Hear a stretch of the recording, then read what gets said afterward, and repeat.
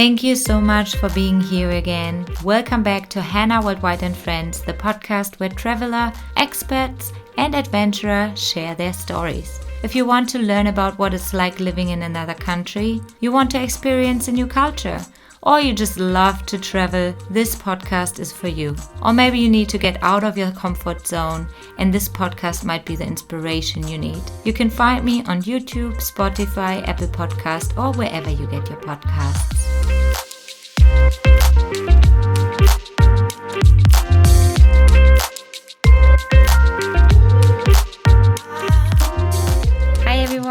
Please welcome with me Richard Woolford from the UK. Rich started his journey in 2015, where he traveled to most Asian countries before he visited New Zealand and Australia. He went back home for a short visit and continued his full-time travel until the end of 2023. And where else he actually went, we will find out today. Hey, Rich, how are you doing? I'm good. How are you today? I'm good, thank you. Thank you so much for taking time. Oh, it's nice to be here finally. It's been a while trying to figure this out. Oh, yeah. It's not the first time that we try to be able to record together, so it's good that it hopefully works today. Exactly. Especially if I remember correct, last time, I think you were at the airport in Canada, is that correct? Yes, I was in Montreal airport and it was the midst of a 12-hour layover, and I think we just managed to get it set up, and then I don't know, it was 2:30 in the morning, I suppose, and a security guard came round and said, well, the airport's closed, what are you doing here? Exactly, you got kicked I was out. kicked out of the airport. What can you do? But probably that was destiny, because now you're back home in England, in London actually. Yes. And you have finished your travels for now, your full-time travel. Well, indeed, at least for now, but yeah. So maybe we even get some more stories, because if we would have managed at that time in Canada, probably we would still miss out on quite a few adventures. Well, indeed. I mean, between now and then, I've spent 4 months traveling Central America and Colombia, so a touch of South America, but yeah, it's like it's a whole extra bit of adventure that we wouldn't even have to talk about, I suppose. So funny how things work out. Yep, that was absolutely destiny, to make sure that we just wait until you're done. Well, done for now at least, but yeah. So, do you mind telling us a little bit about kind of your life before starting to travel, and what actually motivated you to start traveling and also to think about traveling long term? Well, I graduated university in 2013, so that was a little over 10 years ago.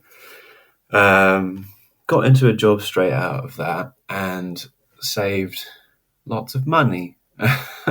At the time, I wasn't really planning to save money to go traveling, but when I started working, I met a bunch of good guys, and we would, I don't know, every month or two book a Friday off, book a Monday off, and fly to a random country in Europe.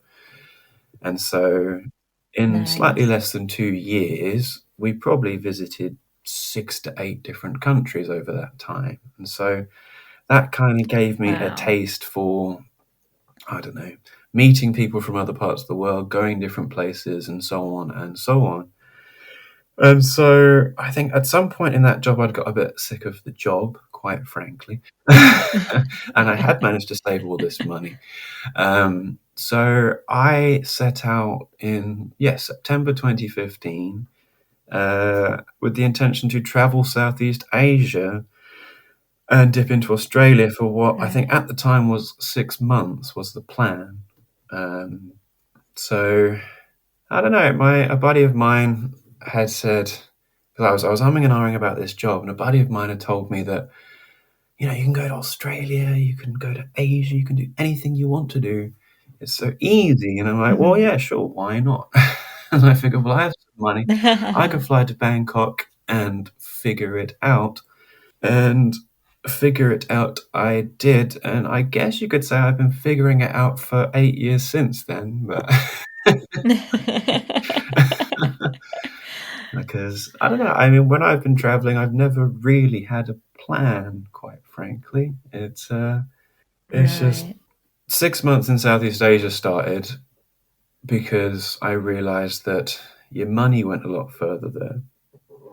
So you could, Right. So that was the reason why Asia was the first on the list? well, it was the first on the list, and I don't know, it just seemed like an easy way to start traveling. I was like, I would fly to Bangkok, get a train to the full moon party, and that was the whole plan when I'd started traveling. It wasn't a very detailed one. But Right. then, What did you tell your friends and your parents at that time about your plan? Did you say, I will be gone for a little bit? Or did you say, I will be gone and I don't know for how long? Or did you tell them anything? well, I mean, it's at the time it was 6 months was the ballpark in mind. But there was the Yeah. proviso that it could be however long it might take. And I Yeah. think it was a couple of months into the time in traveling in Southeast Asia that I realized, well, oh, this is quite fun. And oh, my money isn't disappearing. So let's see how far we can go. um, and somewhere in that Right. 6 months in Asia, someone had mentioned to me working holiday visas, which I had never heard of at the time. And so the Yeah. idea that I could spend a year in Australia was quite new to me. And I was like, well, I could do that.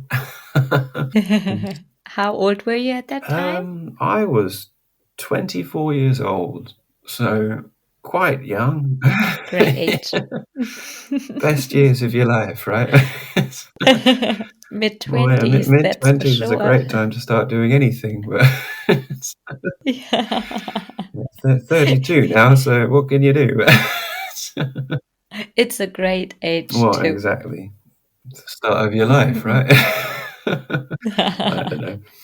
But yeah, I mean, Australia was because I'd had planned to spend like it was 4 months in Southeast Asia and 2 months in Australia when I first set out traveling, and that was the idea. I'd then go home and I don't know, get on with life, I suppose.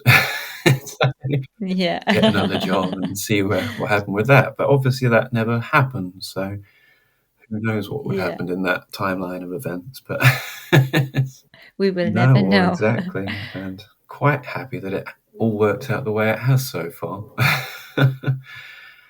Yeah. Because yeah, I spent like a year in Australia and a few months at home, and then another year in Australia, and then a few months at home, and then 2 years in New Zealand. So yeah, time Right. flies when you're having. And during that time, were you just constantly thinking about, okay, what is the next destination? Or were you just trying to figure out how long can you actually go without losing all your money? Or did you have any kind of goal in mind? Or really just trying to live and travel as long as you can with what you have at that time? Well, I mean, at the start of the travels in Southeast Asia, most of the time was not dictated by money, as I quickly found out, because money wasn't an issue there. It was Right. what dictated the timing was more the visas you could get. So it's like in most countries in that part of the world, you get a 30-day tourist visa. And so for the Yeah. most part, I would make a plan or follow a route that would take about that much time, assuming there was that much to see. Not that every country doesn't have an awful lot of places to see, but some have more places you Yeah. might want to visit than others, perhaps. But yeah, I mean, like Yeah. 6 months in Asia was pretty much each country a month back to back, give or take a couple of weeks here and there. And Yeah. then Australia, well, actually, I didn't even get to Australia after that. I went to New Zealand for 2 months before I went to Australia. Right. And it's funny, when you travel in Southeast Asia, not worrying about your money for 6 months, and then you go to New Zealand to do exactly the same thing, your money does not go anywhere near as far, and you suddenly realize you're burning a hole in your pocket. So I Oh think that was yeah. a bit of... Because when we talk about, No, it's all sorry, right.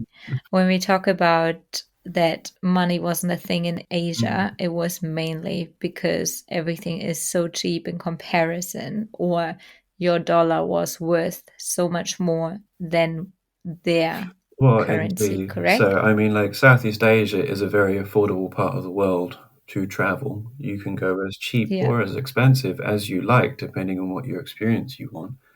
And at the time, it was Yeah. the end of 2015, so about 6 months before Brexit happened, and the pound was Oh, sky right. high. So, I mean, like, at the time, I think it was, New Zealand dollar to the pound. It was something like nearly $2.50 to the pound or something stupid.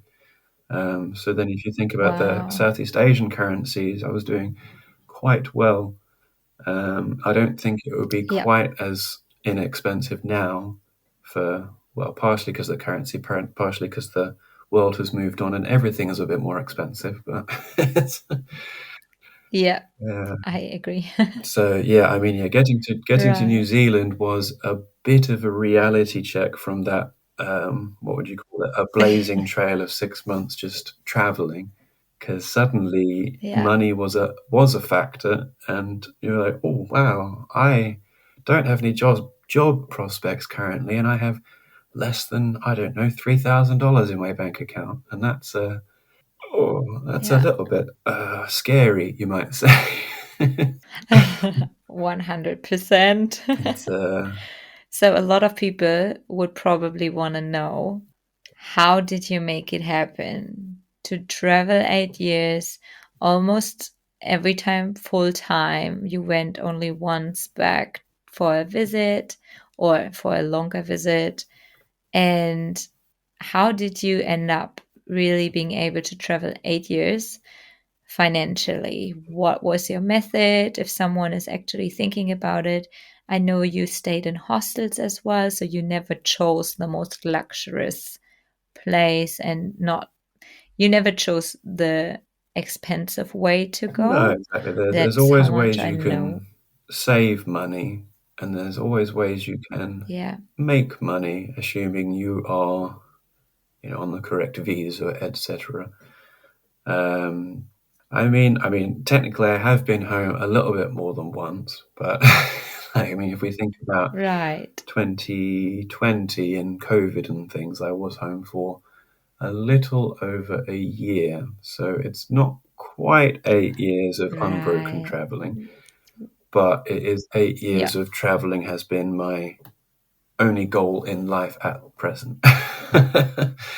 um, but I mean, from a monetary point of view, which is obviously important when you're considering these things, I mean, before I left, saved a reasonable amount of money in England, and I did have the benefit that I was living at my parents' house, so I did not have many outgoings. Yeah.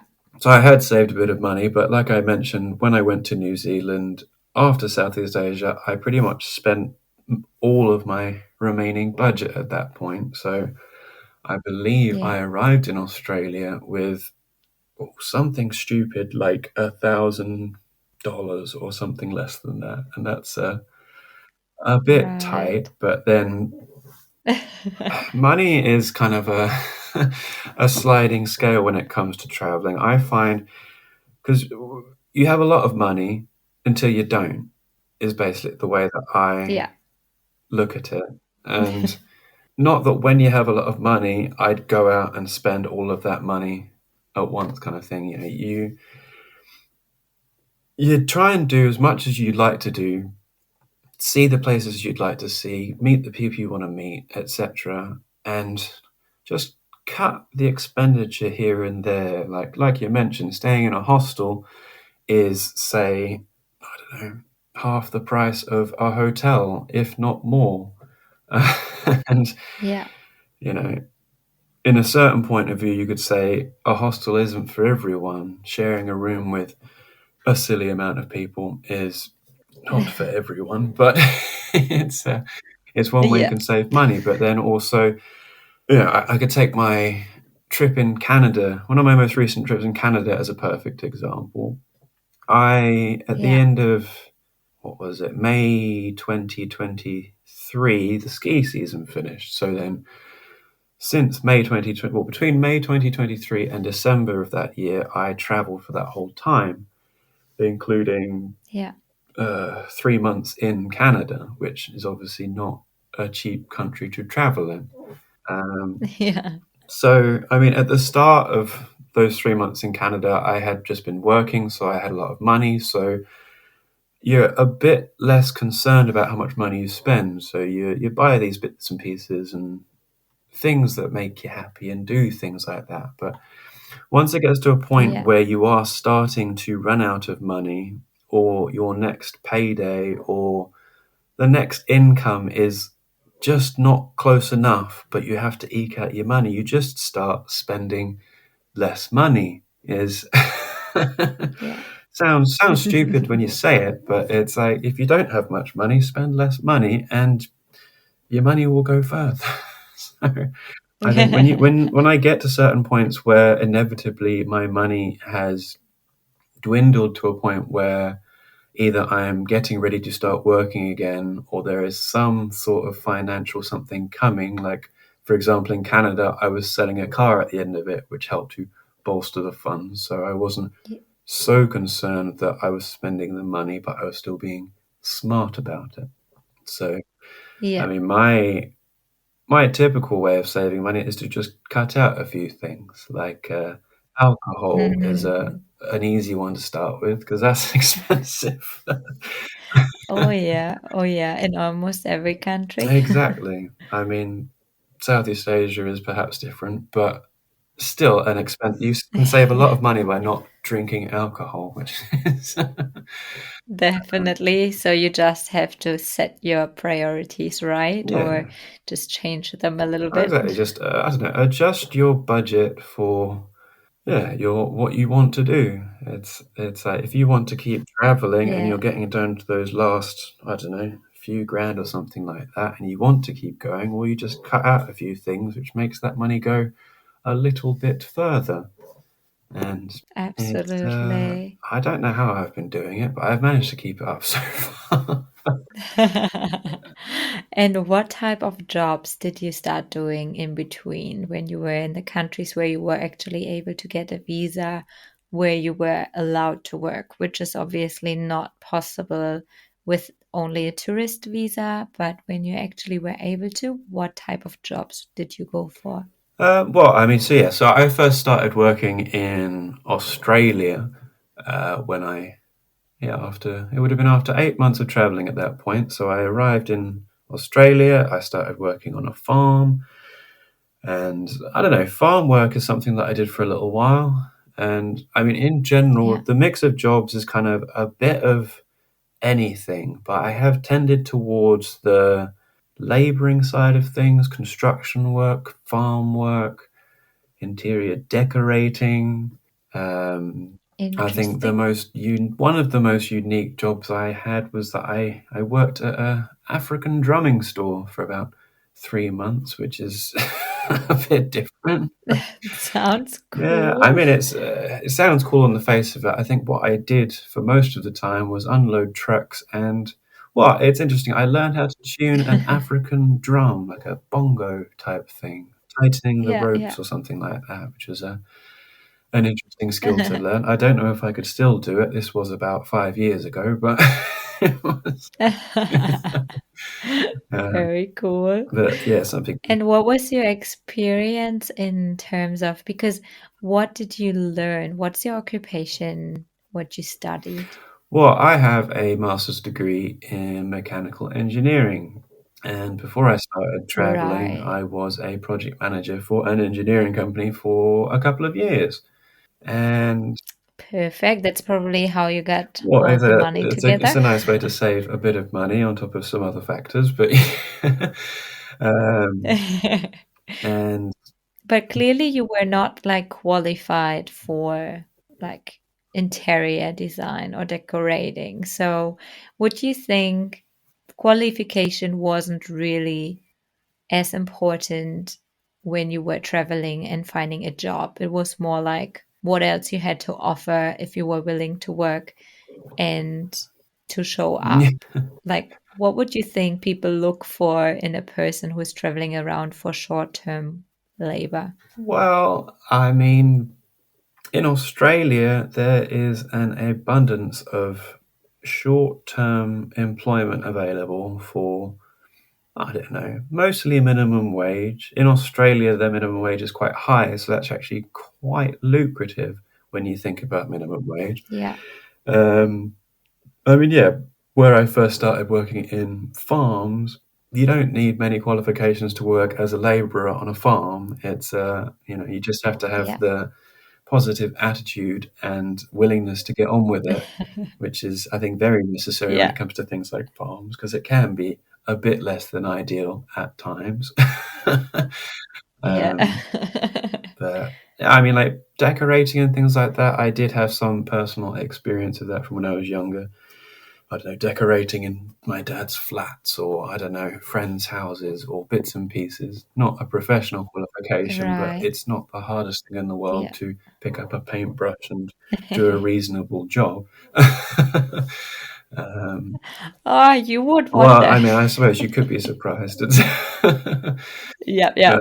You don't want to let, I mean, I have done it with my parents a couple of times now too, so I might not be as bad as I would think, but hmm.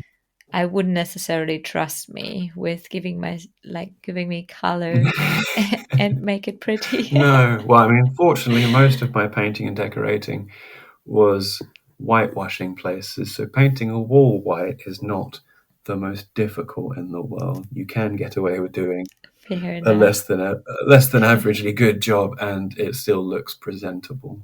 Not saying that my jobs were less Fair than enough. averagely good, but I like to think I'm a bit better than I got the message. that. But but yeah. So yeah, Yeah, most of my employment was well, I don't know. It started out as unskilled, but as I started doing these things more and more, you did actually gain experience doing those things. So then you could find yourself in more perhaps lucrative or interesting positions than the basic, yeah, general labourer that I started at in, I don't know, 2016 when I first got to yeah, Australia. Um, but yeah, I mean, I never.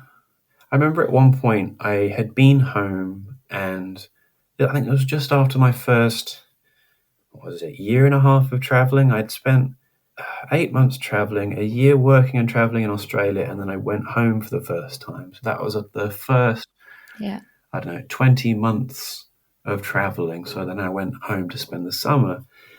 And, you speak to friends, you speak to family, and everyone says, well, why don't you try and get a job in engineering, project management when you go back to Australia?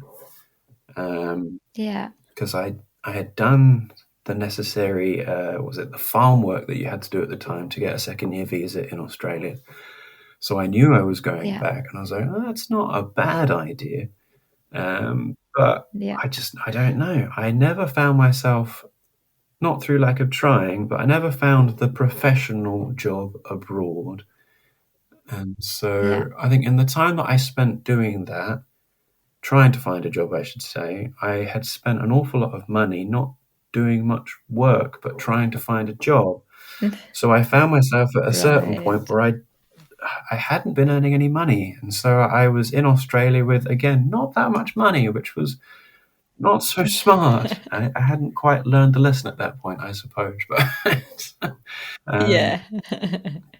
so I mean, I think it didn't take very long for me to give up on the idea of trying to find a job in my field abroad. It was a lot easier, especially when it came to short-term work, to just Yeah. find any random job that needed someone and get on with it. Because, I Yeah. mean, when I set out to travel, my intention had never been to go abroad to then find a job and stay there. My intention had been to go abroad to just travel and see as much of where I was as what I could. And that Yeah. interested me more than the idea of Yeah. staying in the same place for a long time, trying to find a job at the same time, not earning any Yeah. money and not doing much.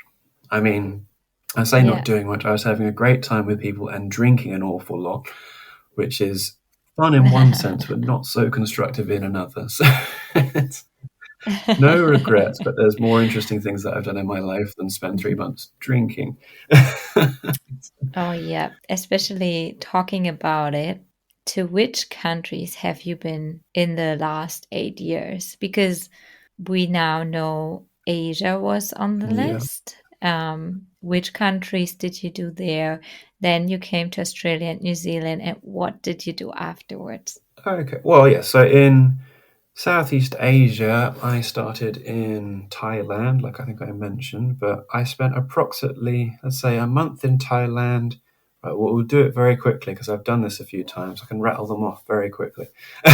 We went Thailand, Cambodia, Vietnam, Laos, back to Thailand, dipped into Malaysia, Singapore, Indonesia, spent 2 months in New Zealand. Then I spent a year in Australia, a few months at home, another year in Australia, and then I went and lived in New Zealand for nearly 2 years.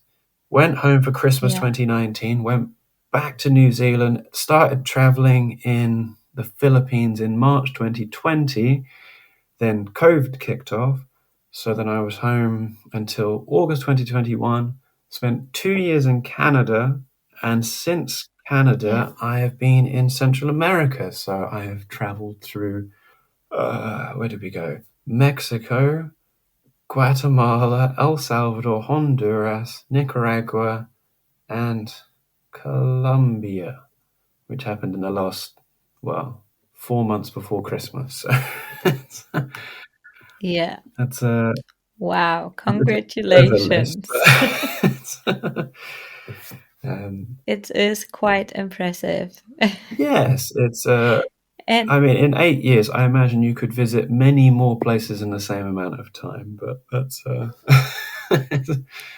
in 8 years, you can also just visit no country except your own, exactly, yes. or you can only go to one or two places. So I'm pretty sure a lot of people, even the people who are listening, are probably also not seeing as many countries in 8 years.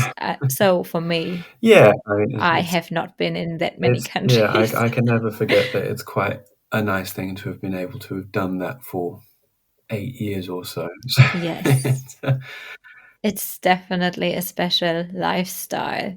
Coming to lifestyle, we talked about the financial side. yeah. I know I jump from No, one no to the worries. It's next.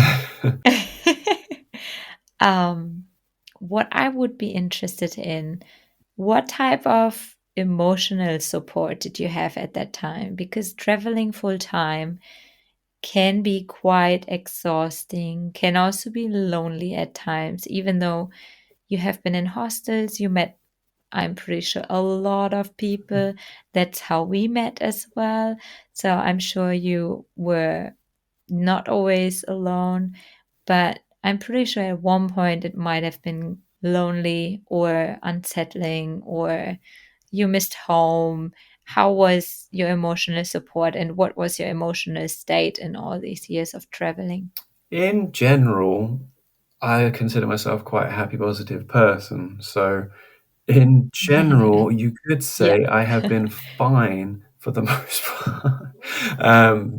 But I don't know. I mean, in general, my emotional support has come from or been reflected in or found in the people that I meet and hang out with. I mean, for the most part, it's not often that you're alone unless you want to be. Not to say you don't go to some Yeah. places and you don't meet people immediately and it takes a while, but I mean, I don't know. I think in general, I didn't have many. I mean, maybe I think at some points I had a few, usually alcohol infused, what on earth am I doing moments. um, I think that time I mentioned when I first went back to Australia, and I had spent 2 months there trying to find a job, drinking a lot, and not earning much money in the meantime. I was a little bit broke, a little bit drunk Yeah. one night. I just was talking to someone on the phone. What on earth am I doing? Why am I still here? I don't know. But fortunately, you have family, you have friends. There's always someone you can, at minimum, send a text message to. And just Yeah. reassurance is not so hard to find in that sense. I think the Yeah. most emotionally trying time that I had was probably in 2020 at the start of COVID. So I had spent Yeah. 3 months in the Philippines, 3 months, 3 weeks, I should say, in the Philippines. Um, 3 weeks traveling, and then COVID started kicking off. So this was the middle to end of March 2020. At the time, I Yeah. was on an island somewhere, and COVID was not a thing. No one really cared. But so it kicked Yeah. off, and then I was on this island, and then within a couple of days, they said, okay, we're going to close access to the island.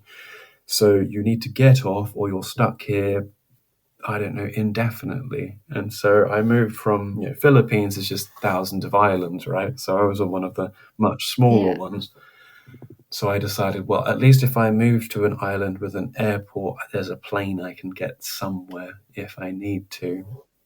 And Yeah. that started 3 weeks of being stuck in Cebu City in the Philippines, which on the face of it and at the Yeah. start of it wasn't so bad. I was in a hostel. There was, I don't know, 50, 60 people, all from different parts of the world, all in the same boat. We had a pool, we had a basketball court, we had a free happy hour every day. It was, I don't know, wonderful, you might say. Doesn't sound too Doesn't sound bad. too Yeah. bad. um, but I think it was about, I don't know, 2 weeks in, after having 6 cancelled flights, drinking a stupid amount of alcohol every night. I think I got to a point Wow. where, I don't know, for one reason or another, I woke up in the morning and I just had crippling anxiety, is the best way I can describe it. Like I couldn't Yeah. do anything. And it took me, this was the first time in my life that I'd ever experienced something like that. So what made it Yeah. worse, I wanted to yeah, ask. was Yeah. that I didn't know what was going on. So it Yeah. was a very difficult, let's say, 3 or 4 days, because I didn't know what was going on. I was in a foreign country. You weren't allowed to go to the hospital because you were a foreigner, so they weren't accepting foreign people in the hospitals Yeah. at the time because it was all kicking off with COVID. So Yeah. that was a tricky 3 days for me to recognize what was wrong. And then what made it better for me was talking to people about it, because I don't know Yeah. how that works, but once you start talking to people about it, it kind of just brings everything back to reality, let's say. And so, if I could say that was Yeah. probably the lowest point in my trip at any point, that is probably it. So, Right. That's very interesting. And as you said, you started talking to people. I guess that's where the whole idea of therapy comes from, right? yeah, Because, yes, they are professionals, but at the end of the day, sometimes you are the only one who is talking, sometimes they are only listening. And even that gives you a sense of yeah, relief, self exactly. It's like reflection. if someone's happy to read your text message about this, that, and the other, and then respond in a positive manner, that's more than you could ask of most people. So it's like, unfortunately, I have that network of people that I can talk to. Or Yeah. And was this the people from home, like friends and family, or did you talk to the people around you who are pretty much in the same boat, stuck in the hostel, having relatable anxiety, maybe, or relatable concerns? Well, I think it's a step by step.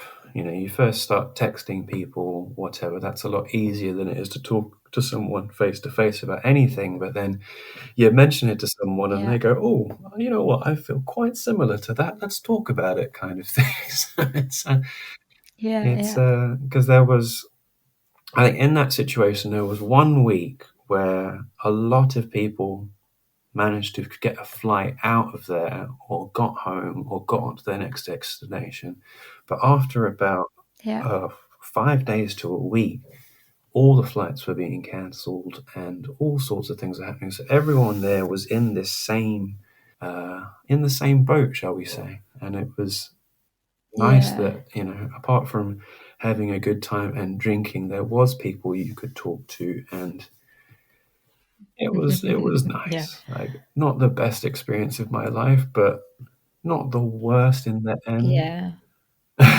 It was. But you probably learned a lot about yourself, which you might not have learned otherwise. Not that you couldn't have avoided it, or it would have been okay with you to not ever experience Well, yeah, that, I quite guess. honestly, I would have been quite happy if that had never happened. But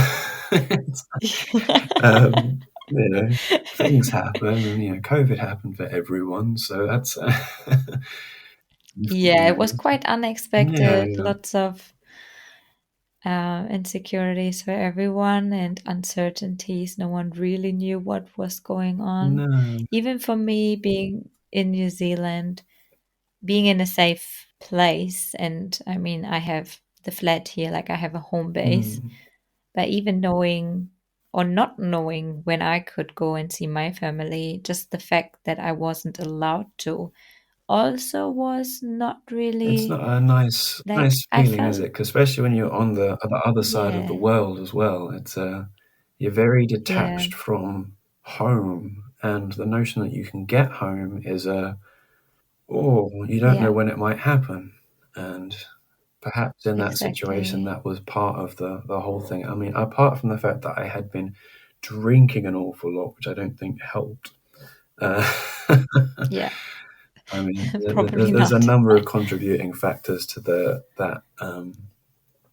that moment in my life, shall we say, but Yeah, it's not ideal. But fortunately, there's many other nicer things that have happened other than that. So exactly. But apart from having that moment where COVID hit and everything was uncertain Mhm. and you experienced anxiety for the first time, otherwise, you think you would have been fine and homesickness wasn't really a thing for you? Or would you think, well, every now and then it came up? I'd say every now and then it was nice to, I don't know, have a phone conversation with the family or send a text or something like that. I don't know. I don't Yeah, really colour myself as someone who gets homesick that much. Obviously, I've yeah, been yeah. travelling for 8 years, but um, Yeah. but yeah, I mean, the wonderful thing is these days is that you have the internet, so you're never too far away from anyone if you want to be, and if they want you to be. But That's true. it's, Yeah. If they don't pick up, that's a why different exactly? Yeah, you story. can send text messages you're like. If they don't respond, well, oh well. Ye Yeah. um, Fortunately, most people do, so that's nice. But Yeah, yeah, that's true. Have you ever thought in all these years of traveling, meeting someone would be nice, or, you know, full-time travel, there's probably not much space for like a meeting a partner for life unless it's also a travel bug and wants to join in. Like settling down is not really a thing when you do full-time yeah, it's traveling, it's it's a right? tricky thing because I can't say I've had many relationships in the space of time, but I have had a Yeah, lot of short-term relationships, shall we say? Because the notion that yeah, everyone travels for 8 years isn't really a thing. So it's Yeah. it's quite hard Yeah. in that sense, and it's not something that has very.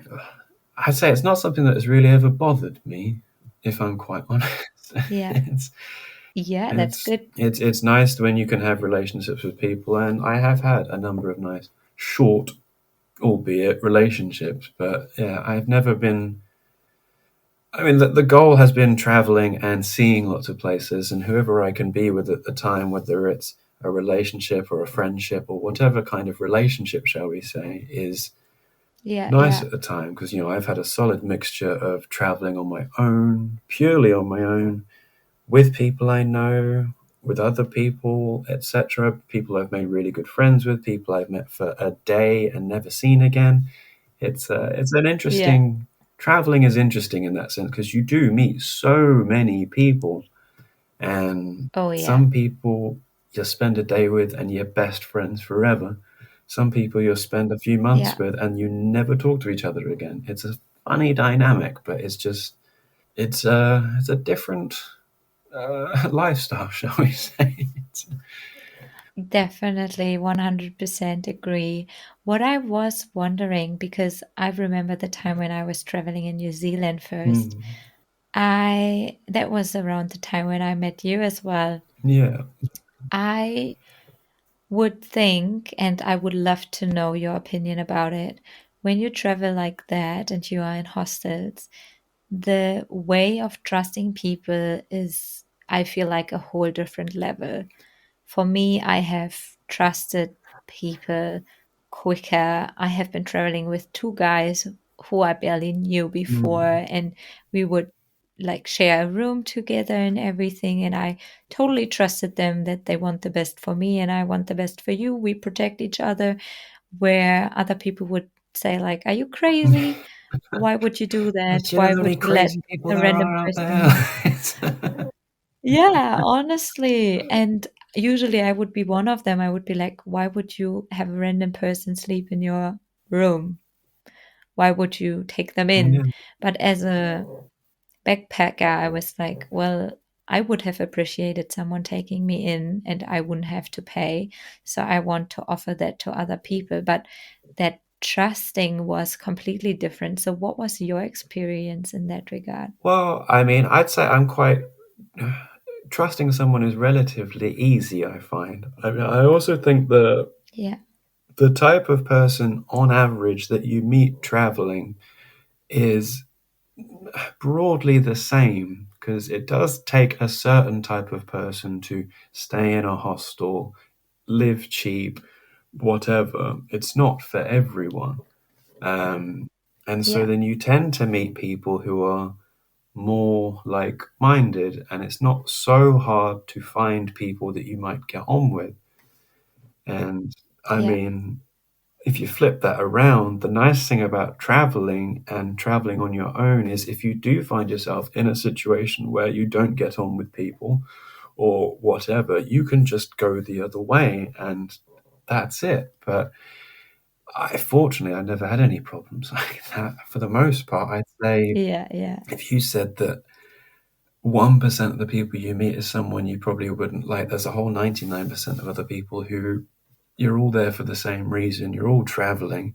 No one wants to have their, I don't know, things stolen or be messed with in a dorm room or something like that. So generally, other people yeah, don't do that to you. So it's, yeah, um, I'd say for me, I mean, obviously for me being a guy, being a white male, as it were, it's a lot easier for me to be not worried about anything, because typically we don't have much to worry about. Um, yeah. Which is a fair point to mention yeah. because sometimes we forget that it's not for everyone like that. Yeah, oh, exactly. There's many reasons why traveling might not be for you, whether they be personal reasons or otherwise. But there's also many, many more reasons why you should go traveling. So it's just finding the way to Exactly. travel which you're comfortable with and you can enjoy, because like we mentioned, not everyone would like to stay in a 20-bed dorm room and be comfortable doing that, and that's fine. You don't have to be comfortable doing that. You can also stay in a private room or a hotel or something like that and have a similar experience. It's Yeah, exactly. Can you remember a moment where you thought like that was your most memorable moment where you felt like this is the reason why I'm doing this? This is the whole reason why I wanted to travel. And if everything turns out to be horrible at one point, this makes it all worth it. I mean, that's very tricky because there's so many moments which you could categorize under that. I could probably spend hours talking about that. But that's, And honestly, I would love to, but can you maybe choose I mean, a couple? we could say like something that really stands out in my mind was in where was it? In Australia. We went. Well, I mean, we could do a brief overview. I spent 3 months traveling at the end of my 2 years in Australia, 3.5 months, and I'd met a random group of people in Melbourne, and we had travelled all around the country. So we started in Melbourne, went very briefly Melbourne, Canberra. No, we started in Sydney, Canberra, Melbourne, Adelaide, Perth, Broome, Darwin. So 3/4 of the way around the whole country, and if you know, Yeah. Australia is huge, so that was a long time. But anyway, about a month and Oh, a half yeah. into that trip, we got to what is it called?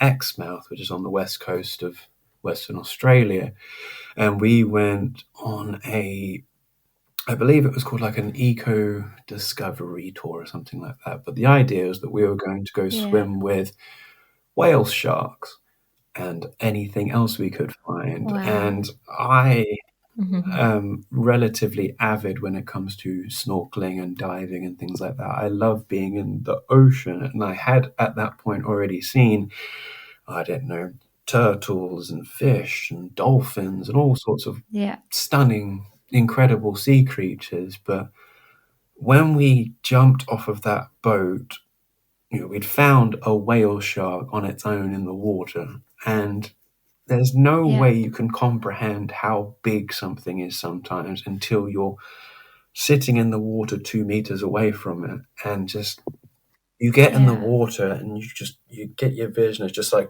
whoa, holy goodness, they're huge.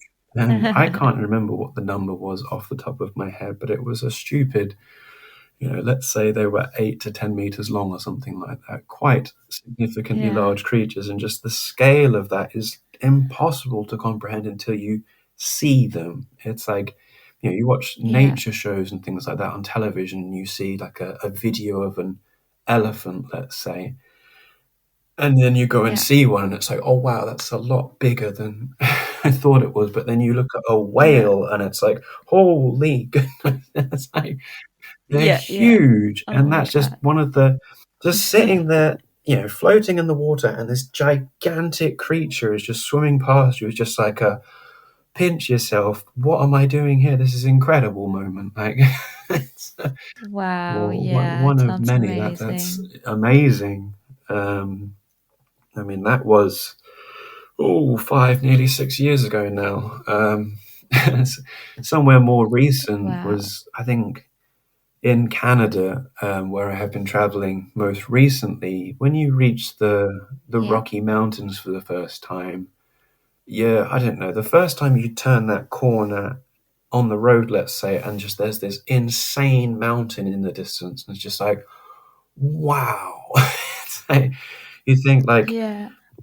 at first you maybe don't recognize it, your eyes don't comprehend what it is, but when you realize what it is and the colors start, I don't know, focusing, and everything is just like there's a 3,500-meter mountain just there, and it's like, holy goodness. But then to hike to the top of one of those mountains is a whole nother experience. Yeah. So I spent a couple of months between what was it? Between two winter seasons in Canada. I spent a couple of months in Banff, which is a beautiful part of the world in Yeah. the northwest side of Canada. And we hiked up Mount Bourgeau, which is not the tallest mountain in the world, but the peak stands at about 3,000 meters, so it's pretty high up. Um, Yeah.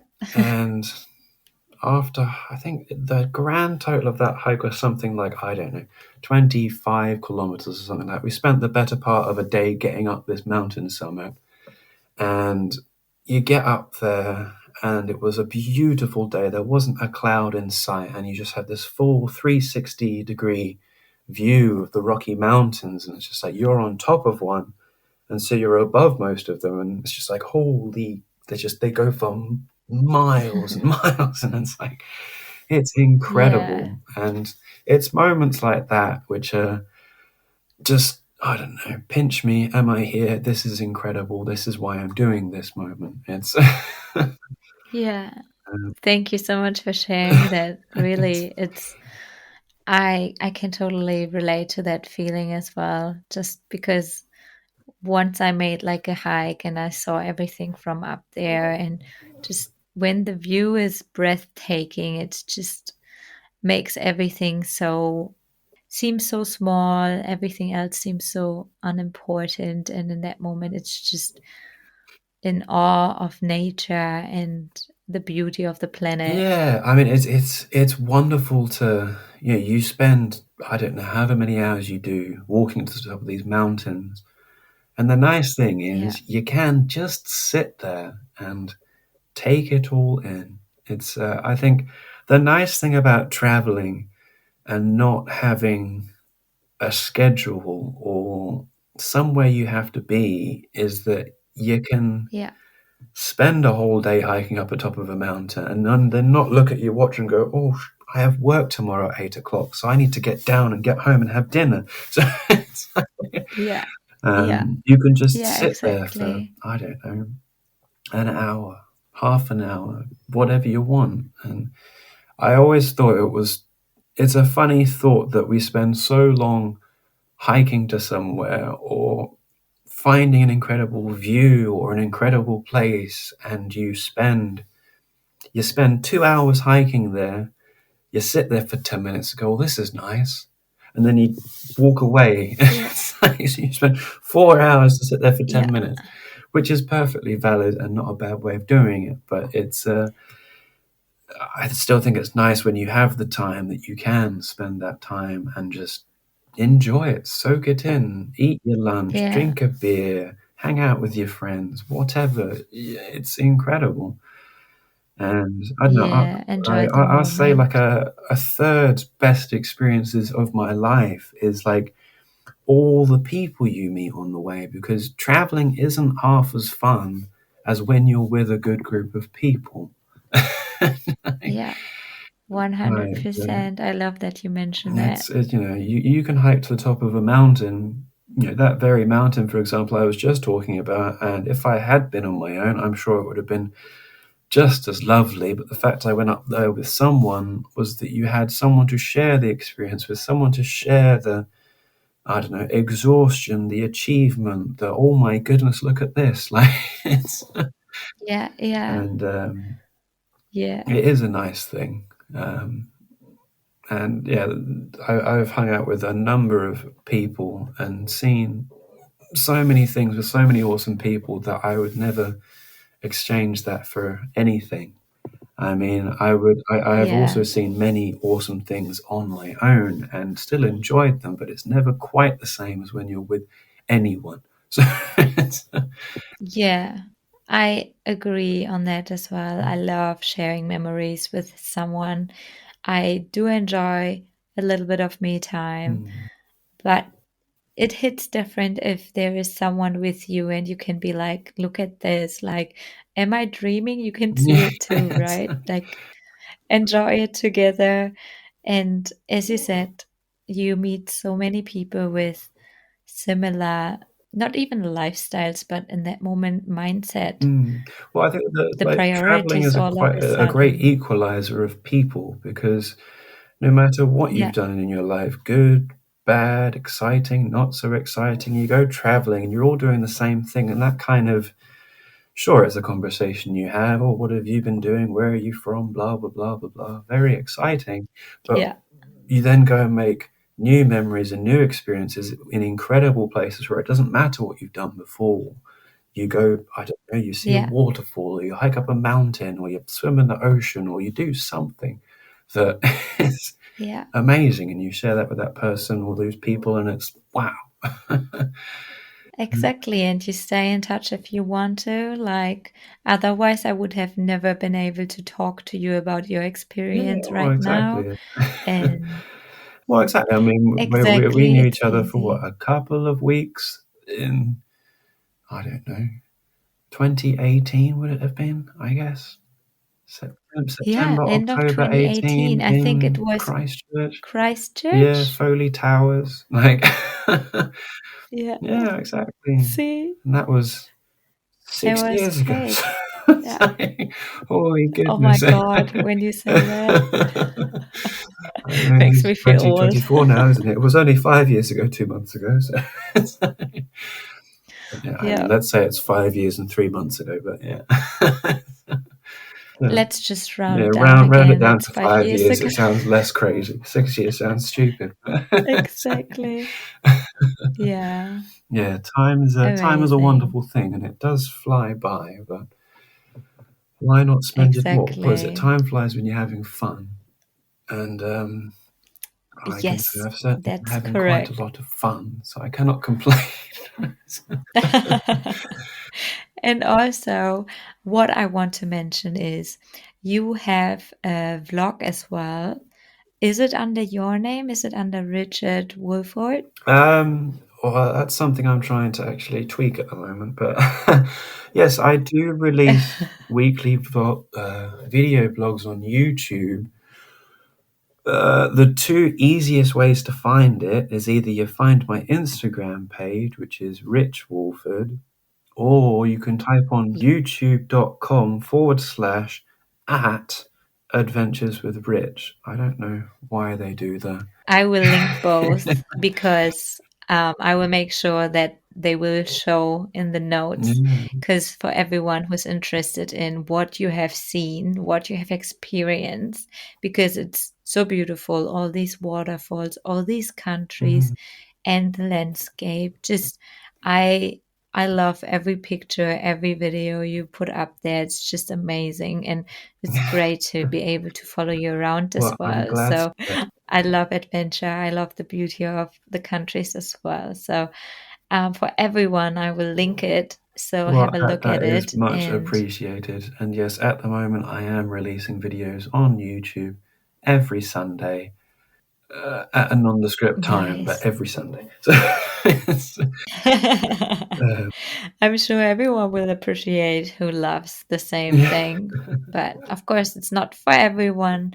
No, But well, the people who are listening to a travel podcast might well, enjoy you that. might enjoy the 8 to 10 minute long videos I produce.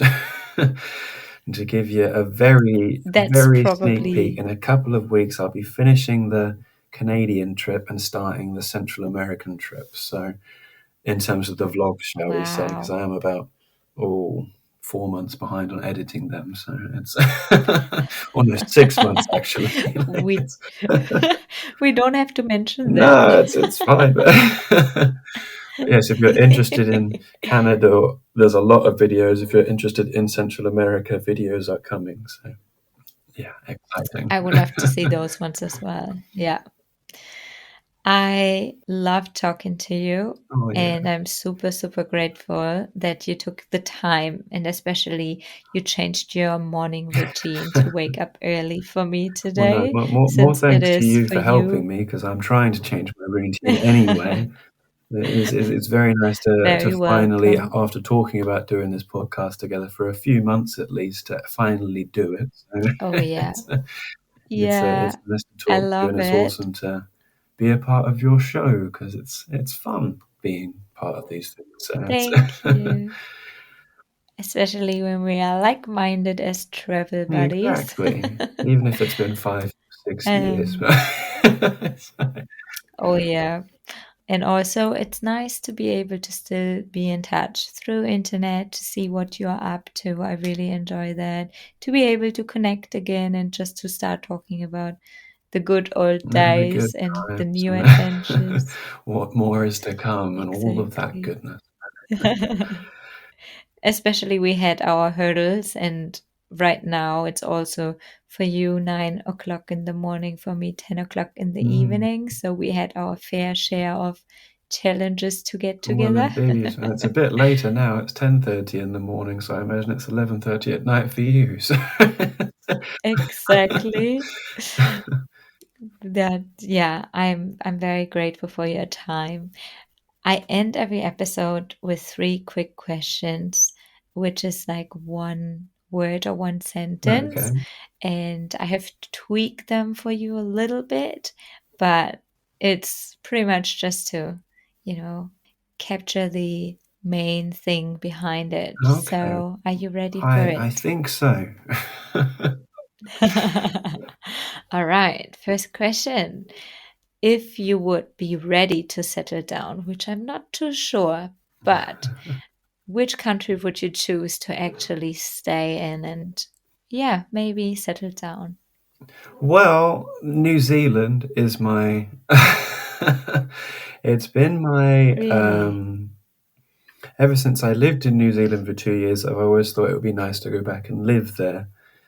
Whether that's actually going to happen Right. is who knows at this point. But Different that story, would yeah. be, I think, as a beautiful country, it's very hard to beat New Zealand. Having now lived in Australia, Canada, New Zealand, and England, I can say that between the Commonwealth countries at least. um, New Right. Zealand has, I think, the best balance between all of them, apart from perhaps Yeah, Australia yeah, I for can earning a imagine. lot of money, but then that balances out as well. So, Yeah, I know what you mean. A lot of people from New Zealand go to Australia, but it's also mainly because of the money. Not saying that Australia is not a oh no, great Australia country. is fantastic, but New Yeah, Zealand yeah. is, let's say, the best parts of Australia and Canada, and a sprinkling of England in the country that is the size of England.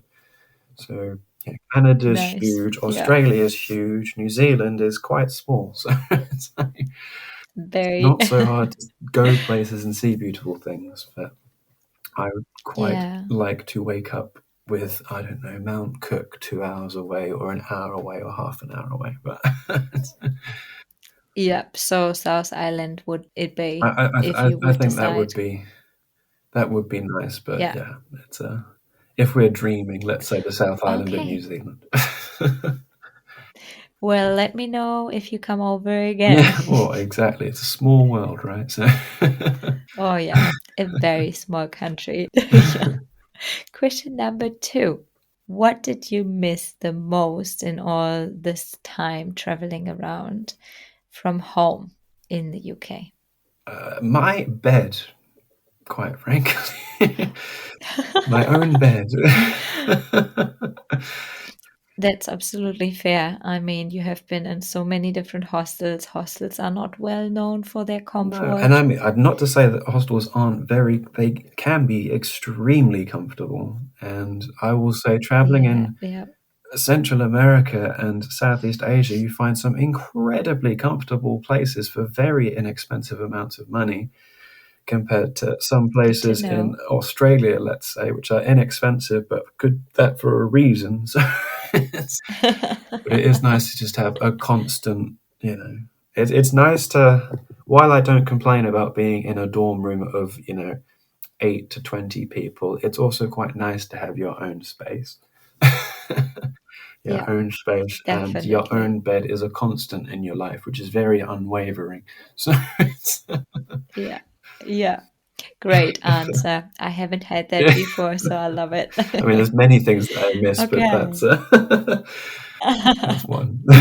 What would be next after the bed? The next in line things you um, missed? well, a very broad friends and family is a fairly easy one to say. Friends and Yeah, family, yeah. my dogs, food, Local food is nice, or Uh, my mother and my grandmother's home cooking is very hard to beat. So it's yeah. Okay, and the list and goes the list on, I just keeps guess. going. But So there's lots of little things that you yeah, can miss, but fortunately, yeah. there's more that outweighs That's that. what you It's get. That's what you get when you ask for the number one. So, exactly. It's all right. Last question. Which country fascinated you the most? And just a tiny explanation why. oh, that's very tricky. There's so many places. I Oh, mean, yeah.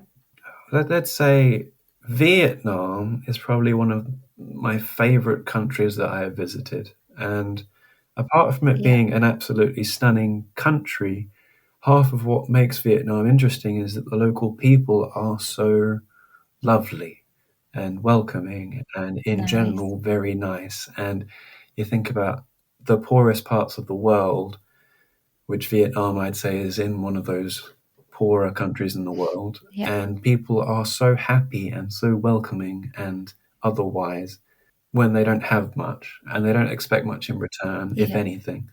And that is just Yeah. it's a very, from a fascination point of view, you compare that to society in, let's say, England, for example, where people are Yeah. not entirely closed off, but a lot less inclined to, I don't know, welcome you into their home, say for nothing, to share their food or something like that. Like it's it's a very Yeah. different experience and not something that perhaps would work in the same way in a European country, the same as it might over there. I don't know, but that was something which struck me as Yeah. pretty awesome and quite unique. So Yeah. Awesome.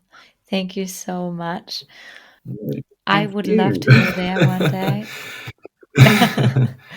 Yeah, no, I can recommend Yeah. of many places in Southeast Asia, Vietnam is fantastic. So it's, I will probably come back to you for recommendations as well, since you have spent quite a while, pretty much in a lot of places. at So, least a month in most of those places that I have listed at some point today. yeah. So, so So, yeah, thank you so much, Rich. It was a pleasure to talk to you and to know a little bit more about your time. I'm pretty sure once I make my way back to London and you are still there, which is obviously not a given, I will probably hit you up just to get some more of the great travel stories, for which sure. unfortunately we couldn't hear all today.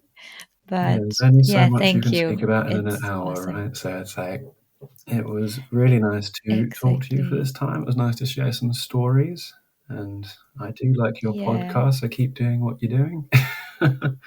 Thank you so much. And I hope everyone who's listening enjoyed it as well. And I hope I hear you next time. Bye Bye. bye.